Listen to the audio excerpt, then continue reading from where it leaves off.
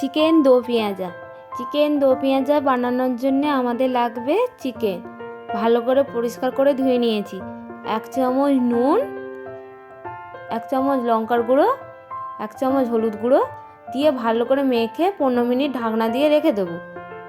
কড়াইটা গরম হয়ে গেলে 1 কড়া তেল, তেলটা গরম হয়ে গেলে 1 চামচ জিরে, 2টো দারচিনি ভাজা ভাজা হয়ে এলে 2টো পেঁয়াজ কুচোনো, এবার নেড়ে চেড়ে একটু লালচে লালচে হয়ে এলে একটা টমেটো কুচোনো,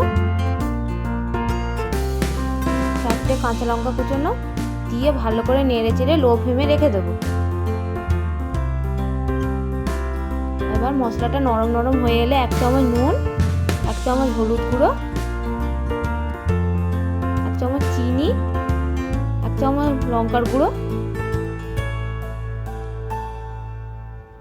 1 চামচ জিরে গুঁড়ো দিয়ে ভালো করে মশলাটা নেড়ে চেড়ে নেব।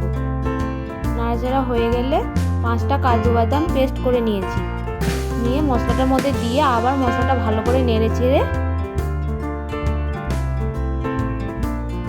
কষা কষা হয়ে এলে তেল তেল ছেড়ে গেলে মশলা কষানো হয়ে গেছে। এবার 1 চামচ আদা বাটা, 1 চামচ রসুন বাটা দিয়ে আবার মশলাটা ভালো করে নেড়ে চেড়ে নেব। এবার ম্যারিনেট করা চিকেনটা দিয়ে মশলাটা ভালো করে নেড়ে চেড়ে আবার লো ফ্লেমে 15 মিনিট ঢাকনা দিয়ে রেখে দেবো। একটা বাটিতে 2 চামচ টক দই নিয়ে ভালো করে ফেটিয়ে নেব। ফাটানো হয়ে গেলে কড়াইটা খুলে নিয়ে চিকেনের মধ্যে টক দইটা দিয়ে দেবো, দিয়ে ভালো করে আবার নেড়ে চেড়ে টক দইটা ভালো করে মিশিয়ে দিয়ে আবার 10 মিনিট ঢাকনা দিয়ে রেখে দেবো লো ফ্লেমে। 10 মিনিট পর ঢাকনাটা খুলে আবার ভালো করে চিকেনটা নেড়ে চেড়ে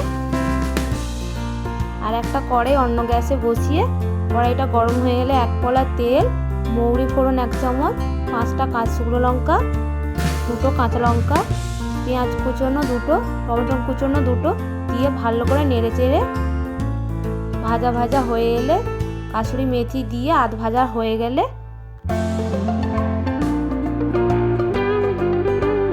চিকেনের মধ্যে পেঁয়াজ ভাজা টমেটো ভাজাগুলো দিয়ে ভালো করে নেড়ে চেড়ে মিশিয়ে নেব।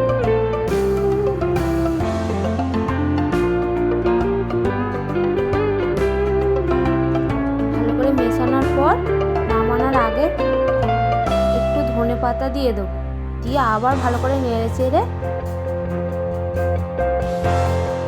একটা জায়গার মধ্যে এবার চিকেনগুলো তুলে নেব।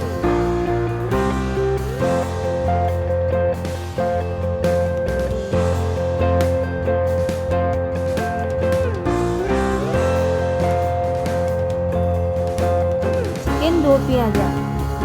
লাইক, শেয়ার, সাবস্ক্রাইব কর, খেতে খুব ভালো লাগে।